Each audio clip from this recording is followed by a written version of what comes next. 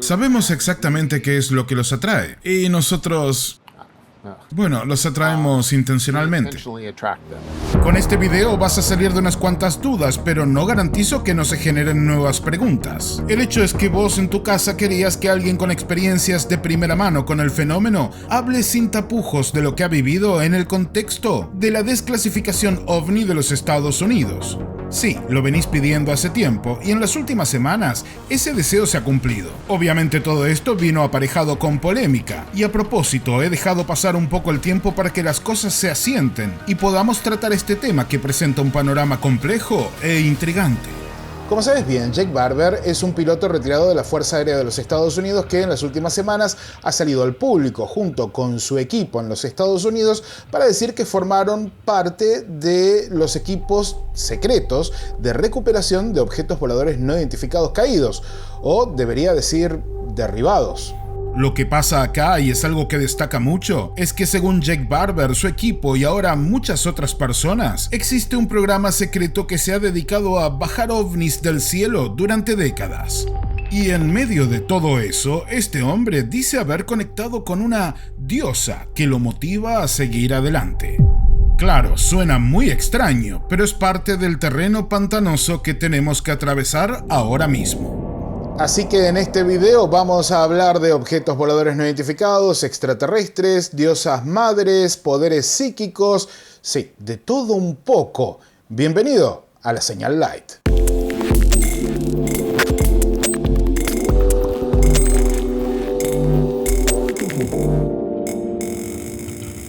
Ahora que tenemos dos entrevistas completas con Jake Barber, vamos a separar esto en secciones porque la cantidad de información es muchísima. Es más, este es el primer video de una serie que le vamos a dedicar a toda esta historia. Jake Barber nació en una familia disfuncional que terminó por, tener a sus padres separados. Sin embargo, estaban allí sus abuelos. Uno había sido un alto rango de la Marina y el otro había sido un alto rango del Ejército. Así que el mayor modelo que tuvo y también apoyo fueron estos dos hombres que significaron un verdadero pilar para su infancia, adolescencia y luego sí también la vida adulta. Y atención con esto porque siempre preguntándonos quién es, de joven participó en un programa llamado The Gate, La Puerta, enfocado a chicos con capacidades altas o superdotados. Y lo que es muy interesante por lo que termina siendo Barber de su vida es que ese programa The Gate estaba orquestado por la Fuerza Aérea de los Estados Unidos. Barber también habla de una formación en artes y en música, lo que no es menor en este contexto y también propiciado todo esto por uno de los abuelos. Y sí, el tema es que se metía en muchos problemas cuando era jovencito, lo que le valió una expulsión en el último año. Promediando la mitad de año, tuvo una pelea con un compañero del equipo de waterpolo y lo echaron. Así que de buenas a primeras los abuelos, que si bien lo tenían cerquita, lo miraban un poco para ver qué iba a hacer de su vida, se reunieron con él y lo llevaron derecho a buscar datos para enlistarse en las fuerzas. Y así terminó en la Fuerza Aérea. Él trabajó, por ejemplo, como mecánico en la base aeroespacial Pope y de hecho estudió dentro de la Fuerza Aérea para tener ese cargo. Ahora, ¿trabajaba realmente de eso? Sí, trabajaba realmente de mecánico, pero era todo una fachada porque bien al principio de su capacitación se habían acercado de las fuerzas especiales de la Fuerza Aérea para captarlo, lo habían reclutado y claro, ese trabajo, podríamos decir diurno como mecánico, servía como tapadera, como fachada para sus actividades con las fuerzas especiales. Tuvo entrenamiento en supervivencia, paracaidismo, armas, buceo, pilotaje, idioma español, emprendimientos comerciales y hasta para operar como paramédico. Y a eso sumale su premio por la gran puntería que tenía con armas pequeñas. Raro para un mecánico, ¿no? Todo esto lo convirtió en lo que se conoce como un operador nivel 1, que es comparable con las fuerzas Delta o con los boinas verdes, aunque él dice que no hay ninguna prueba al respecto. Lo entrenaron y le dieron las más altas autorizaciones de seguridad en muchas ocasiones y hasta tuvo una de las más importantes de la OTAN, que eso lo consigue muy poca gente. Como dato final sobre quién es Jake Barber, bueno, nunca vio un ovni ni tuvo una experiencia extraordinaria en su juventud o en su infancia. La historia que vas a conocer hoy, si no la escuchaste ya, comienza en el año 2001. Haciendo la historia bien cortita, Jake Barber dice que los extraterrestres existen 100%, también que existen naves espaciales o de viajes interdimensionales y que todo esto tenía que ver con su trabajo, que era transportar estos aparatos cuando caían a tierra de un punto A a un punto B. Entonces estás diciendo que sabes, de hecho, que hay alienígenas. Sí, 100%. Que hay naves alienígenas. Sí, 100%. ¿Has estado involucrado en la recuperación de esas naves extraterrestres? Bueno, Ross, sí. Como te mostré antes con los antecedentes, quién es Jake Barber, tenemos que ser precisos, y es que es un altamente entrenado agente de contrainteligencia. O sea, lo que muchos llamarían spook o un espectro. Sí, uno de esos tipos que son capaces de meterse en tu comunidad, en tu negocio, en tu grupo de actividades, hacer lo que tiene que hacer, cumplir con su misión y desaparecer sin dejar ni una sola huella en la arena. ¿Eres una fachada? Sí, soy una fachada. Sí, obviamente trabajaste en contrainteligencia. Eres un operativo de inteligencia entrenado. ¿Estás en algún tipo de operación de desinformación o propaganda? No, voy a decir que no y te voy a decir que no te estoy mintiendo, pero desafortunadamente no hay manera de que pueda convencerte, si eso es en lo que estás pensando. Muchas personas que están viendo esto pensarán, bueno, nunca puedes confiar en un espectro. Obviamente hay cosas que suceden dentro de otras cosas, y esto es parte de alguna operación oficial. No, no es así. Y otra vez, no voy a ser capaz de hacerte creer eso. Pero lo que puedo invitarte a hacer, voy a parafrasear el libro de Mateo. Nos vas a conocer por nuestros frutos. Por eso me gustaría invitarte a que te quedes sintonizado y mires lo que nuestro nuevo proyecto está a punto de hacer. Así que prepárate para deslumbrarte. Así que estás proponiendo, eres parte de un equipo que está proponiendo hacer recuperaciones privadas de tecnología alienígena. ¿Sí? Sí. Te cuento que News Nation está demasiado quisquilloso con el tema de los videos de la entrevista, por eso estás viendo imágenes fijas de Barber y de Coulthard cuando estoy pasando los audios del doblaje al español, porque si no, literalmente como otros videos, este video me lo van a bajar. Así que tené paciencia con eso porque la información es tremendamente importante. Pero bueno, sí, Barber dice que el objetivo de su equipo, que el sitio te lo dejo aquí y también en el primer comentario, se llama Skywatchers. Bueno, el objetivo de este equipo que ha formado es lograr hacer recuperaciones de ovnis privadas. O sea, lo mismo que hizo para el gobierno, pero sin ataduras de confidencialidad con su equipo, con su gente y, claro, capaz de compartir esto con todo el mundo. Pero bueno, no nos adelantemos. Vamos a ver si lo hacen, si lo logran.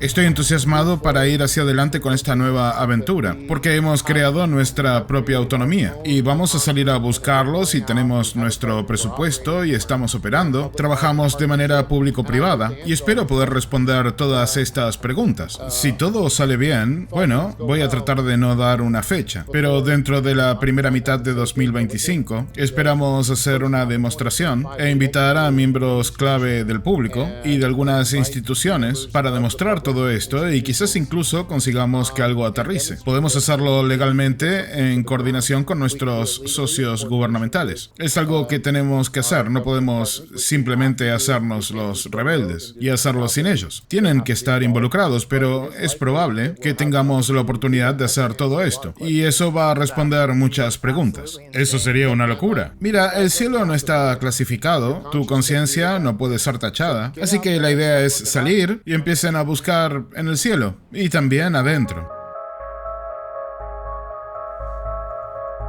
Jake Barber vio un objeto blanco con forma de huevo y luego vio otro con forma de disco volador segmentado en 8 partes al que con su equipo llaman bellota. También cuenta que llegó a trabajar en The Range o el campo de pruebas, un lugar muy específico en el desierto de California, a donde terminó accediendo por unos amigos en la Fuerza Aérea que le hicieron el favor de darle esas responsabilidades. Y claro, eso es importante porque es en ese lugar donde va a terminar teniendo experiencias con entidades no humanas. Esos amigos le dieron acceso a él y a su equipo para realizar operaciones de transporte en ese lugar, trabajando casi todo el tiempo con desarrollos de armas avanzadas de microondas. Sin embargo, Jake Barber estaba viendo otras cosas mucho menos explicables, como objetos que salían de la ladera de una montaña, atravesando la tierra misma, o que pasaban directamente a través del pico de una montaña. Mira, escúchalo. Puedo decirte que nuestra tecnología, y por nuestra me refiero a cualquier cosa que se encuentre dentro del inventario del gobierno de los Estados Unidos y sus socios privados, es bastante espectacular. Hay algunas cosas interesantes. Y desde el punto de vista de un observador en el suelo, es difícil decir exactamente lo que está sucediendo. Las cosas entran y salen de la vista, desaparecen por un momento, reaparecen, las cosas parecen moverse muy rápidamente, pueden cambiar de forma, de color. Una de esas cosas que te haría levantar una ceja en cuanto a características transmedio serían las cosas que salen del suelo, como saliendo de la tierra, de una cresta de una montaña, u objetos que podrían pasar a través. O sea, objetos que salían de la cresta. Sí, que salían de la cresta, sí. Bueno, eso es claramente tecnología que ciertamente no se conoce. Bueno, esa es la comprensión visual de lo que estás viendo. ¿Y eso era tecnología humana? Simplemente no lo sabes. No, simplemente no lo sé. Sobre eso, no lo sé.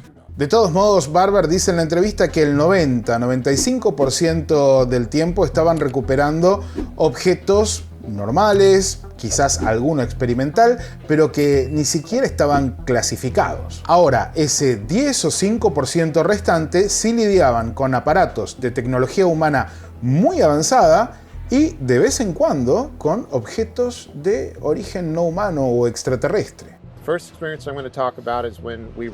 La primera experiencia de la que voy a hablar es de cuando recuperamos un huevo. Y lo llamamos el huevo porque eso es lo que era. Era como un huevo blanco gigante. La noche en la que sucedió no esperábamos nada. Tampoco me informaron sobre un huevo. Cuando pasó fue una sorpresa para todos y puedo decirte que no solamente dentro de mi estructura de liderazgo, que bueno, es preocupante cuando ellos se sorprenden, pero también todos alrededor mío en mi equipo. Bueno, cuando esto pasó, tuvimos que cambiar todos nuestros protocolos de comunicación. También se alteró nuestro protocolo de seguridad y era obvio para todos que estábamos lidiando con algo extraordinario. Mi trabajo esa noche era de piloto de helicóptero, no estaba en el suelo. Y fui llamado para transportar ese huevo con una larga línea y lo que llamamos carga externa. Es una línea larga de unos 150 pies, a veces 200 pies, lo que hace que la carga cuelgue debajo del helicóptero. Y tenemos allí un gancho remoto y ese gancho lo que hace es estar conectado al hardware que asegura la carga. Y lo que hacemos es volar con esa carga hasta el punto de entrega. Y de allí eso va a donde tenga que ir en un transporte seguro.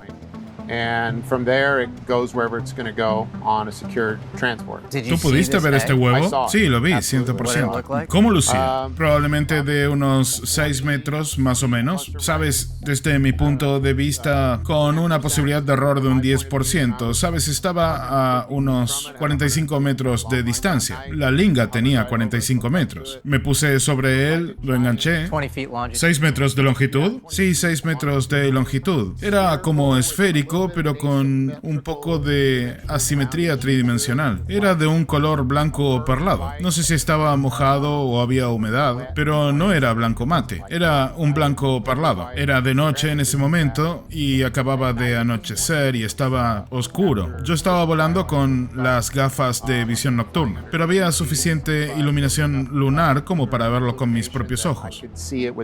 ¿Podías verlo con tus ojos? Sí, pude verlo, levanté mis gafas y lo vi y me puse las gafas otra vez. Y lo aseguraron básicamente con unas redes. ¿Lo aseguraron con redes y alguien lo había envuelto? ¿Alguien en tu equipo? Sí, alguien en el equipo lo había envuelto. Wow. And did they... ¿Y lo tocaron mientras lo envolvían? El equipo allí debe haberlo tocado. ¿Y experimentaron algún efecto? No que yo sepa, pero tampoco hablé mucho con ellos. Era un trabajo compartimentado con esteroides esa noche, así que no pude informarme con el equipo en tierra. Hay 2 muchachos del equipo en tierra con los que he hablado desde entonces, pero muchos de los detalles de la experiencia de cada uno, ya sabes, no se ha compartido. ¿Puedes dar algún otro detalle? ¿El peso? ¿Había algún símbolo? No, era suave, no tenía soldaduras, no tenía símbolos. Y puedo decirles que pesaba menos de 2 toneladas, porque esa era la capacidad de mi helicóptero. Y te preguntarás, con todo lo que dice saber Barber, ¿hay mucha gente que sepa sobre esto en el gobierno de los Estados Unidos? Bueno, aparentemente no, y hasta el día de la recuperación, o los días de las recuperaciones de estos objetos, sucedía que sus propios superiores no estaban al tanto de lo que iba a suceder. Así que la sorpresa el día de la recuperación fue mayúscula, porque además nadie esperaba eso, un aparato de, sí, aparente origen no humano. Ahora, ¿cómo sabe este hombre que lo que había recuperado era de origen no humano? Bueno, aparentemente altos cargos de la UAPTF, que fue la oficina que se organizó para la investigación de los objetos voladores no identificados en el Pentágono antes de la AARO, que es la que existe ahora. Bueno, aparentemente altos rangos de la UAPTF le confirmaron que ese huevo que había transportado era exactamente algo extraterrestre o de origen extraño, foráneo. Incluso le aclararon que estos aparatos no solamente se pueden encontrar en la atmósfera, sino que también son hallables en los océanos, volando muy alto o hasta incluso en el espacio. Y para todos los que se rieron bastante del tema del huevo y hasta lo compararon con Mork y Mindy, con la serie de los 70 creo que era, bueno, resulta que habían apodado a estas cosas los Nanus, porque justamente les hacían recordar a la nave de Mork cuando llega de Ork. Nanu. Pero ese vehículo no es lo único que recuperó Jake Barber. Como ya sabes, o por lo menos te habrás enterado, también recuperó otro con una forma bastante clásica de platillo, aunque segmentado en 8 partes. Y la experiencia con eso, ahí sí lo terminó de dar vuelta completamente. Él llega, lo levanta y allí comienza una travesía que, según él, lo trae hasta el día de hoy, por consejo de algo más, sí, a tomar la decisión de hablar de todo este tema. Esa noche me dieron el tamaño y las dimensiones, y luego me dijeron que no había gente a bordo, pero tenía un anuncio de materiales biológicos, o sea, materiales biológicos peligrosos. Así que pensé, ok, alguien se estrelló, está muerto, bueno. Así que me estoy acercando a esta nave. ¿Qué tan grande era la nave? Bueno, no era tan grande, quizás unos 6 u 8 metros, pero era un disco quizás del tamaño de esta losa de hormigón. Y esto era de un color gris oscuro, como un gris mate oscuro o color negro. Estaba recibiendo muy pocas lecturas de luz, solamente el reflejo en los ángulos rectos de las secciones, también en la intersección entre la parte central y algo de las estructuras que existían en esos paneles. Y aún así, no había nada en esto inherentemente extraño. Podía ser una de nuestras naves. ¿Y dónde sucede esto? En el desierto de California. Y mientras estoy volando y me acerco a esta nave, bueno. But as I'm flying and I get closer to this craft,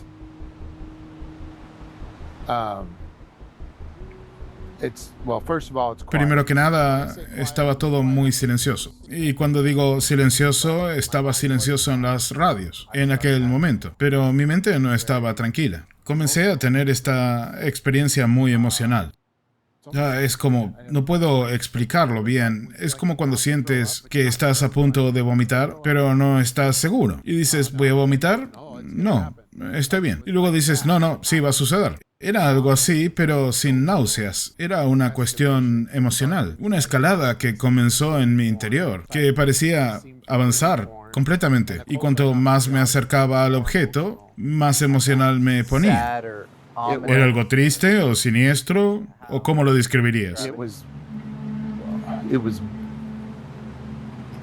beautiful. Era hermoso. Era una sensación hermosa. Pero demonios, era tan extraño. Es como ese acorde menor. Es como esa belleza triste. Era como música triste. Era hermoso, pero había una tristeza. ¿Era tu sentimiento? ¿De repente estabas sufriendo un colapso mental en el trabajo? No, sentí algo conectado conmigo. Sentí como si algo se hubiera sintonizado conmigo y con mi alma.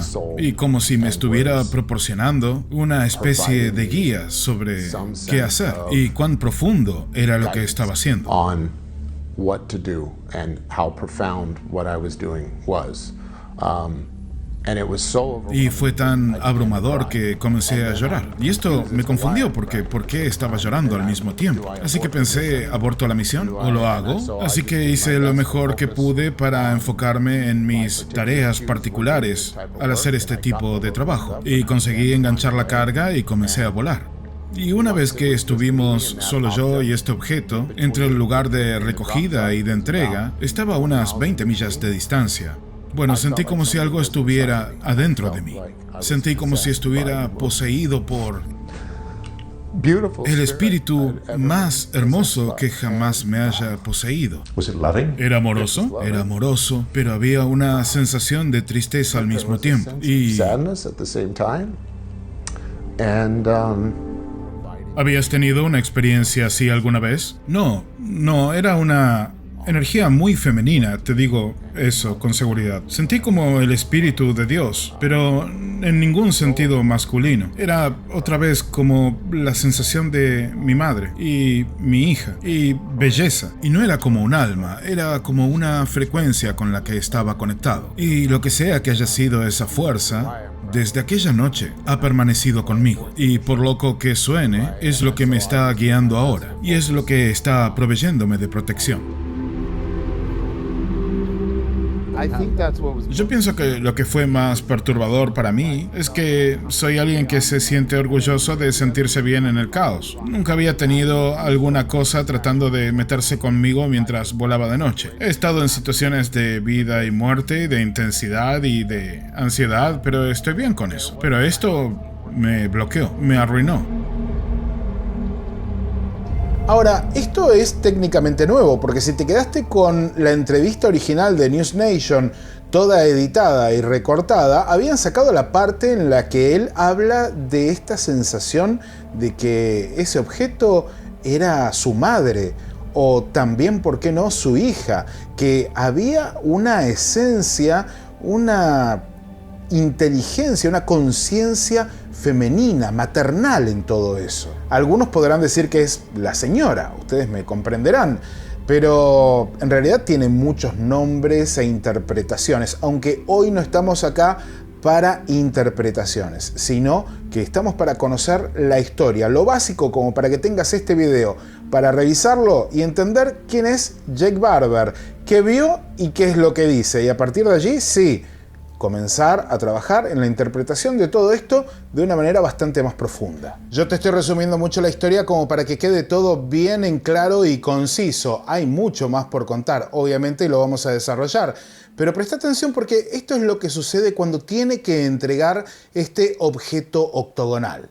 Sabes, uno lleva mucha responsabilidad como piloto. Y en este proceso he pasado de ser una persona muy pragmática y con una tremenda cantidad de responsabilidad en el trabajo de día a día, en esta dimensión, a un lugar donde he tenido que tomar en cuenta e incorporar cosas que son básicamente metafísicas. Y he tenido que encontrar un balance entre las dos. Todo mientras al mismo tiempo mantenía la confianza de que podía hacer mi trabajo muy pragmático. Así que eso fue algo bastante nuevo para mí aquella noche. Lo último que quería hacer era regresar y decirle a mi equipo que casi había tenido que tirar la carga porque había conectado con una diosa que me estaba haciendo llorar.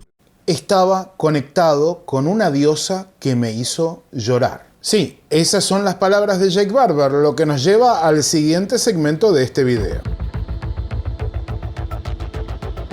Ahora quiero que recuerdes lo que vimos al principio, quién es Jake Barber y sobre todo su infancia y adolescencia. Cómo sus abuelos lo metieron en programas de arte y de música, cómo terminó participando de ese programa de la Fuerza Aérea para encontrar niños con mentes brillantes, apodado The Gate. O sea, de hecho, a Barber lo testearon para ver si tenía capacidades psíquicas. No fue reclutado para el programa de los Psionics, pero terminó encontrándose con ellos más tarde en su trabajo. Este hombre piensa que eso bien puede no haber sido del todo casual.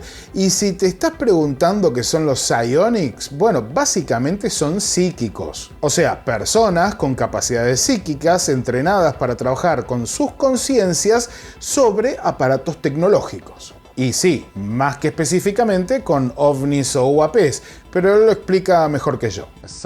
Un psionic es una persona. Es alguien con predisposición para lo astral, temporal, podrías decir, habilidades y sensibilidades. ¿Cuándo descubriste que se usaban psíquicos en el programa? En el programa había ciertamente un deseo de explorar la idea de que tal vez se pudiera convocar a los UAP, comunicarse con ellos o controlarlos y persuadirlos para que aterrizaran, todo mediante el despliegue de personas con habilidades psíquicas. ¿Y viste eso suceder? Sí, lo vi. Cuando un operador psíquico interactúa con esa tecnología, ¿cómo lo hace? Usando su mente. Hacen algo así como una meditación. Realmente son personas que pueden establecer una conexión mental y espiritual con una tecnología. Sí, 100%. Sabemos exactamente qué es lo que los atrae y nosotros, bueno, los atraemos intencionalmente. Y cuando digo nosotros, bueno, me refiero a cualquiera que ande por allí afuera jugando con este tipo de cosas porque todos saben que se sienten atraídos por algunas cosas. Y si esa noche fue intencional o trataron de atraerlo, no lo sé. Pero puedo decirte que esa noche había otro equipo presente y ellos se encargan del componente de lo que podrías llamar la invocación y también de la recopilación de datos. La intención de ese equipo, generalmente, o digamos que se puede asociar con la invocación o conseguir que un UAP o una nave no humana se presente.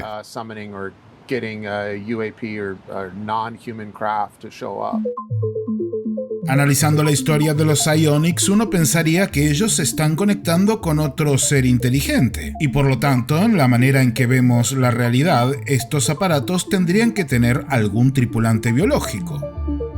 Sin embargo, si le hacemos caso a lo que decía David Grush frente al Congreso en el año 2023 y a lo que acaba de comentar Jake Barber en el programa de Jesse Michaels, la realidad puede ser quizás un poco más compleja. Presta mucha atención.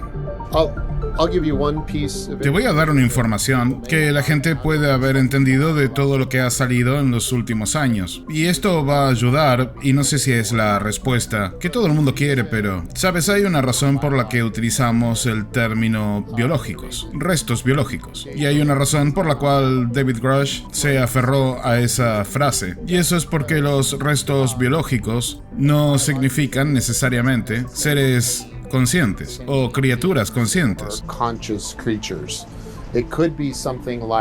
Podría ser algo así como un dron que llega de otro lado, como lo que hacemos nosotros. Tenemos nuestros drones, los enviamos por allí, como la sonda Voyager. Lo hemos hecho. El gobierno ha tenido muchos programas, como los rovers de Marte. Así que los restos biológicos podrían ser algo así como drones de tejido blando.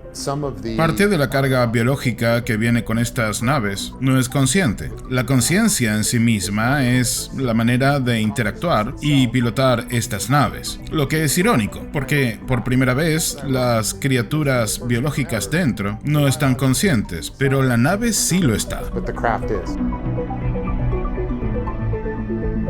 Como introducción para los Psionics me parece que está bastante bien. Hay mucho más para hablar con respecto a esto, hay mucho más para reportar, hay mucho más para desgranar, pero lo vamos a hacer en otro video, porque si no este va a ser larguísimo y se va a perder la base, que es conocer la historia de Jake Barber.